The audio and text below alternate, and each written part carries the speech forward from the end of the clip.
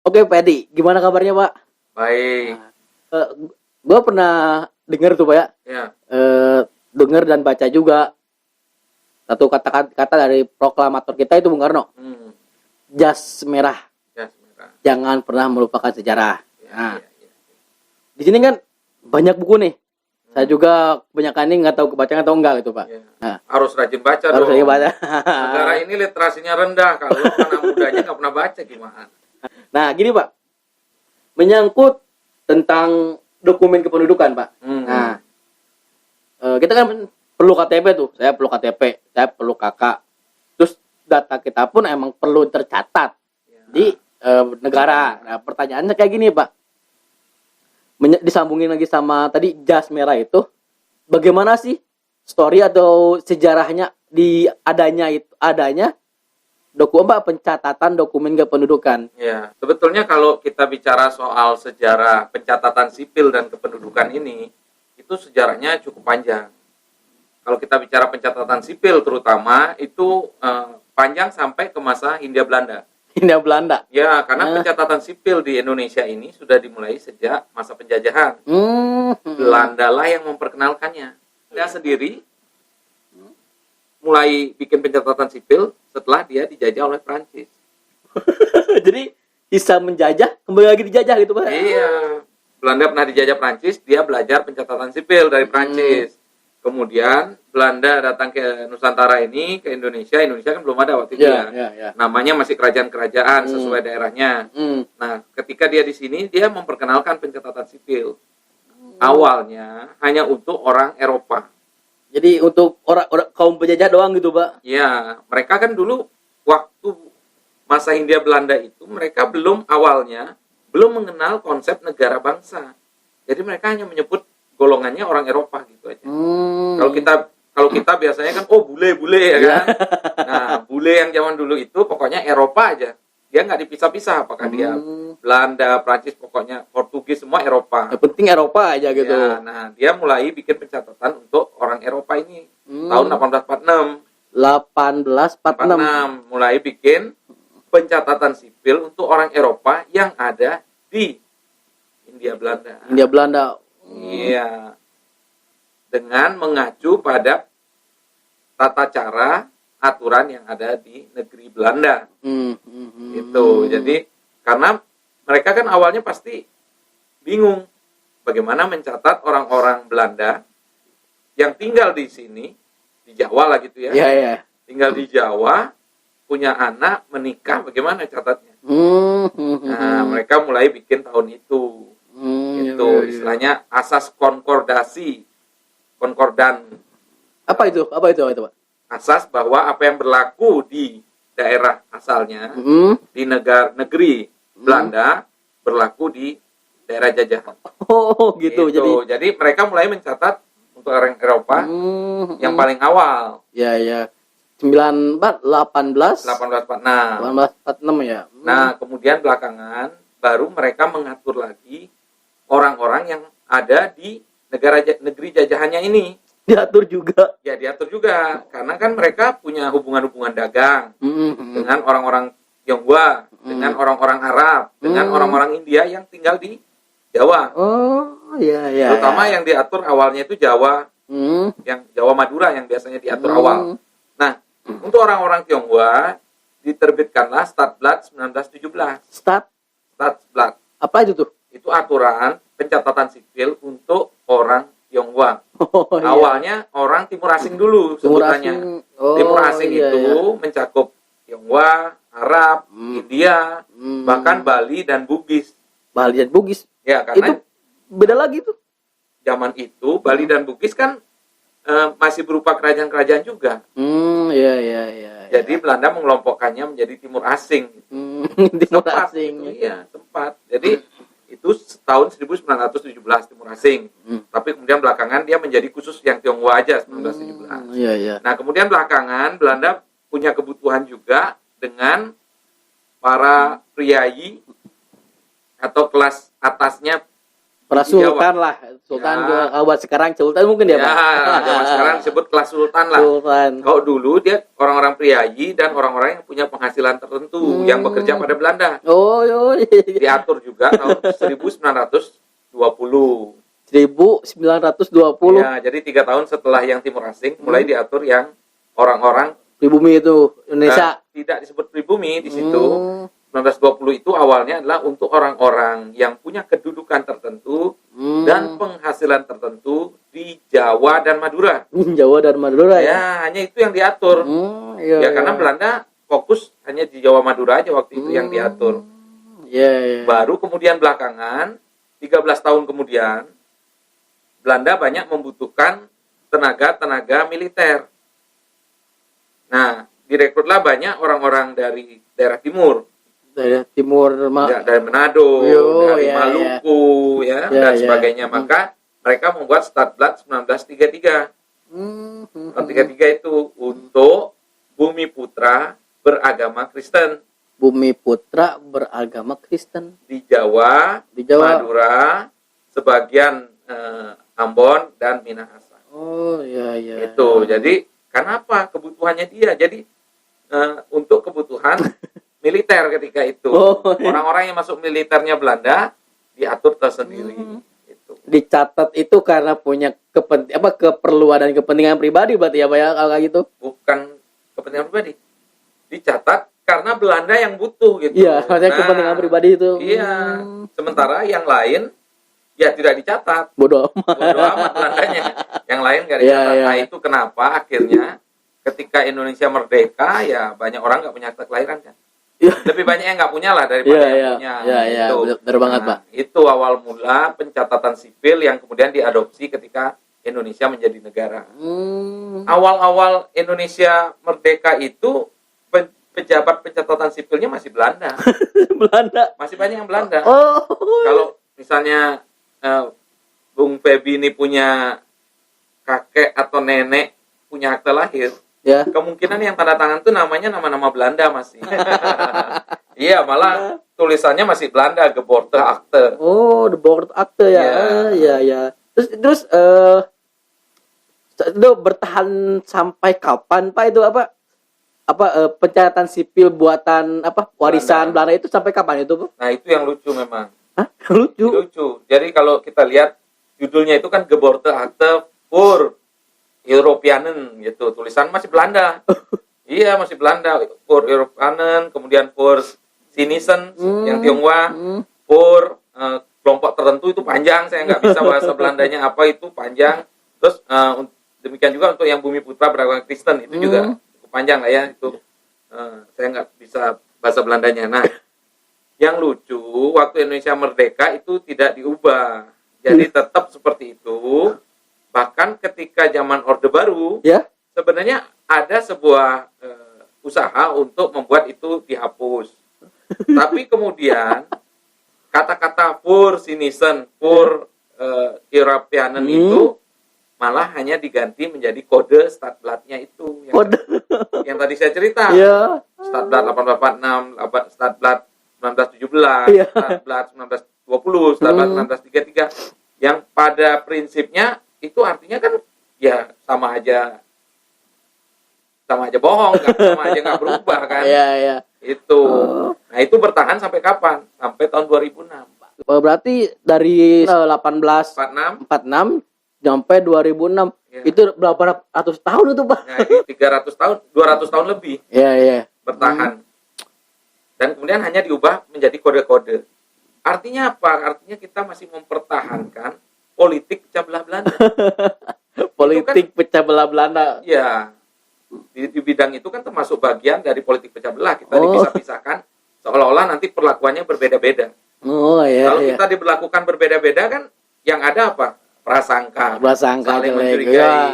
Ya, itu ujung-ujungnya lah, lu enak, gua gak enak. Ya, itu pengadilannya juga beda dan masih banyak lagi lah pembedaan-pembedaan yang terjadi di masa kolonial. Iya, iya. Nah, kemudian ketika reformasi terjadi, barulah kita punya Undang-Undang Administrasi Kependudukan tahun 2006. Itu kenapa saya bilang batasnya itu tahun 2006. Karena setelah itu baru akte kelahiran kita itu sama. Saya, Feby, teman-teman yang lain itu sama akte lahirnya.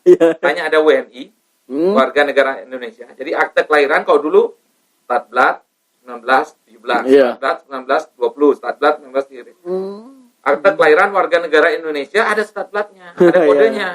Nah, masa warga negara bisa-bisa? Mulai 2006 sudah tidak. Akte kelahiran warga negara Indonesia. Udah selesai, nggak ada urusan yang lain.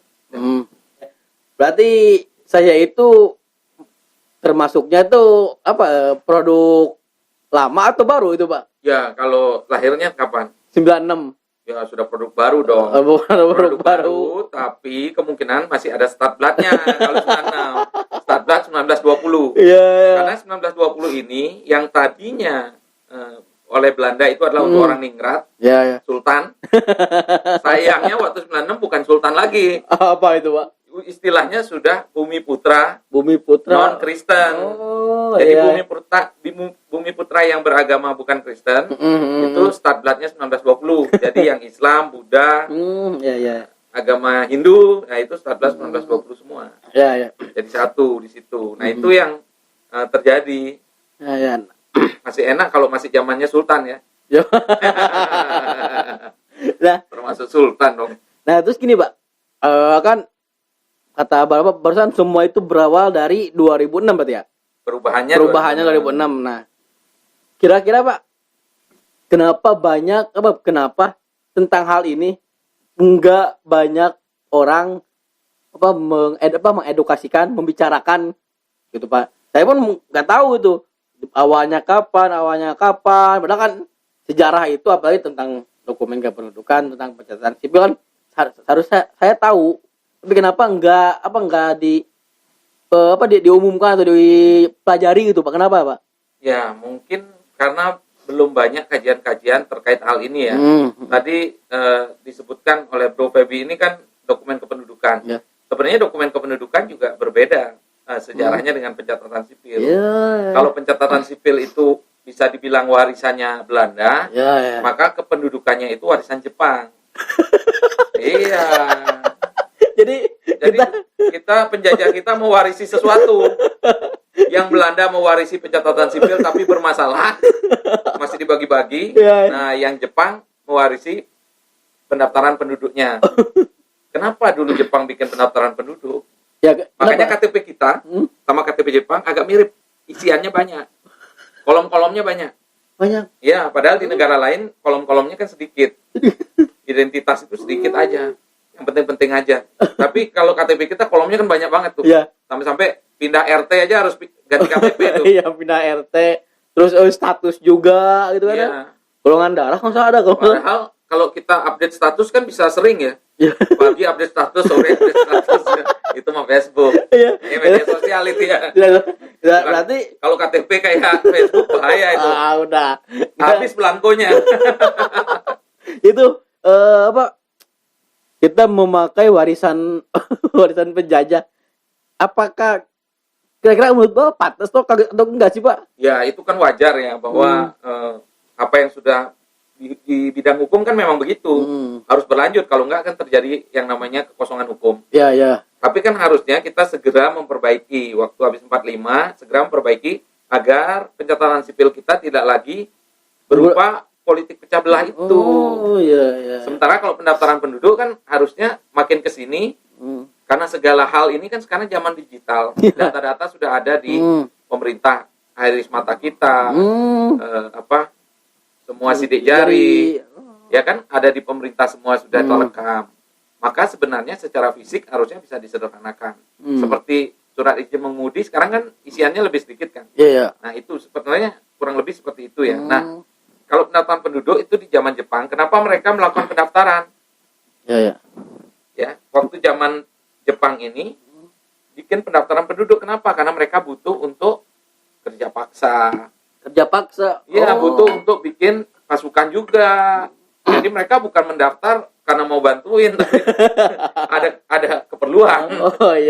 Kan dulu semua yang kalau dia laki-laki sudah dewasa dianggap udah diajak untuk jadi pasukan Jepang, peta lah, peta, heho lah, apa gitu. Iya, iya. Banyak istilah zaman itu. Atau jadi Romusa, kerja paksa kan. Iya. Nah itu, itu pendaftaran penduduk. Nah ini yang kemudian berlanjut. Jadi sebenarnya seolah-olah terpisah gitu ya, ada pendaftaran penduduk, ada. Tapi kemudian di Undang-Undang Administrasi Kependudukan itu dijadikan satu undang-undangnya, bukan dua undang-undang. Tapi di dalam undang-undangnya itu ada dua bagian. Dua bagian ya, Pak. Buku 1 dan buku 2, buku pencatatan sipil dan buku pendaftaran penduduk. Oh iya iya. Karena kan ini saling terkait, ya. Kalau yang gampangnya perbedaannya itu kalau ada sebutan akte lahir, akte kawin, akte cerai, itu pasti pencatatan sipil. Iya, Karena iya. dia mencatat peristiwa penting seseorang. Oh iya iya. Kartu tanda penduduk, Eh, kartu keluarga itu pendaftaran penduduk. nggak masuknya ke pendaftaran penduduk ya, Pak? Ya, itu pendaftaran penduduk gitu. Nah, gini Pak, barusan Bapak bilang tentang peristiwa penting gitu kan, Pak. Apa menurut keilmuan ya, dan hal yang Pak Edi tahu, peristiwa penting itu apa aja sih, Pak? Ya, kalau peristiwa penting di dalam administrasi kependudukan ini atau di kependudukan dan pencatatan sipil ini, misalnya lahir. Lahir Kan penting. penting ya. Karena harus tahu kapan dia lahir Ya. dan siapa namanya. Ya, membuat ulang tahun di Banyur. Ya, nggak hanya buat ulang tahun sebetulnya. Tapi penting untuk disantet mungkin. Disantet atau dipelet, Pak? Iya. Nah, ini sebetulnya akte kelahiran ini dia sangat penting karena dia mengandung informasi yang paling dasar. Iya iya. Kapan dia lahir, siapa nama yang diberikan, siapa orang tuanya, apa keluarga negaranya. Hah? Apa keluarga negaranya? Kalau kita lihat di akte kelahiran kita, yang tertulis di atasnya apa? Warga negara Indonesia. Akte kelahiran warga negara Indonesia. Ya ya ya. Ya kan? Artinya pada saat kita lahir dan punya akte lahir, pada saat itu kita sah sebagai warga negara Indonesia. Ya ya. Kemudian ada di sana nama kita lengkap. Tanggal, tempat tanggal lahir kita lengkap. Nama orang tua kita lengkap juga. Ayah dan ibu kalau ada catatan perkawinannya. Atau hanya ibu kalau dia tidak mencatatkan perkawinannya. Atau tanpa ayah ibu. Hah? Ada tanpa ayah ibu kalau dia anak yang ditemukan. Oh iya iya Seperti iya. kita misalnya di panti-panti asuhan, kita sering dengar cerita mereka menemukan anak, Iya. tiba-tiba ada di depan pekarangannya, ditinggal oleh orang tidak bertanggung jawab. Iya iya. Ya anak-anak seperti itu ya kosong. Tidak ada nama orang tuanya, tapi keluarga negaraannya, namanya, tempat tanggal lahirnya. Iya iya iya. Jadi akte lahir ini penting karena dia ada dua hukum yang ada di situ. Dua di dalamnya. Ya, ada hukum tata negara terkait keluarga negaraan nanti Iya iya. kan. Dan kemudian yang kedua adalah hukum perdata. Kok bentar Pak. Untuk hukum ketatanegaraan dan hukum perdata kok nyambungnya ke situ, Pak? Ya, keluarga negaraan itu ketatanegaraan. Jadi begitu dia punya akte lahir, ada tulisan dia warga negara Indonesia. Pada saat itulah hak dan kewajibannya melekat sebagai warga negara Indonesia. Yang kedua, begitu ada nama ayah, ibu, atau hanya ibu sekalipun, maka dia punya hubungan perdata dengan individu yang disebut sebagai ayah atau ibunya ini. Oh gitu ya. Jadi mewarisi, hak mewaris. Kalau orang tuanya kaya, dia dapat warisan. Kalau orang tuanya kaya hutang, ya dia diwarisi hutang juga. Berarti Ya begitu, kurang lebih kenapa penting sekali akte lahir itu. Oh iya ya, terus apa lagi ya, Pak? Ya, itu jadi sejarahnya seperti itu terkait dengan pendaftaran penduduk dan pencatatan sipil. Ya ya. Yang ini baru mulai ditata setelah reformasi, yaitu setelah 2006. 2006 ya. Ya, baru ke sini mulai ditata dan sekarang udah makin canggih kan. Ya, sudah ya. menggunakan sistem SIAK ya, sistem informasi administrasi kependudukan. Kemudian sekarang sudah dicobakan yang online dan sebagainya. Nah, itu sejarah perkembangan dari pencatatan sipil dan pendaftaran penduduk. Ya ya.